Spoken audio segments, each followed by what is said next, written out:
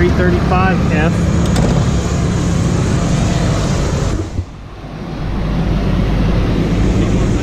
And what I've done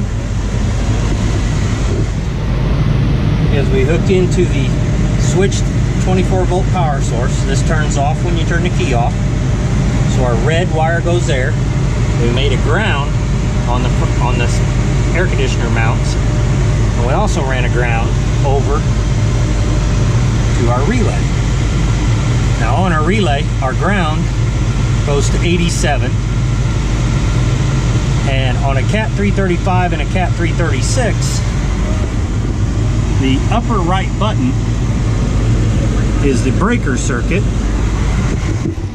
And that is, I don't know if you can see this, wire K843. It's a green wire. We've got this wired into the right joystick. And with that, our blue wire goes to the 85 and 86, so we can control the auxiliary circuit with this when we hit our remote control. Now, when they're ready to take this thing out, they can leave the relay in place and just unplug the blue cord, the white and the black on the blue cord, and then their system is set up for an MKT hammer in the future.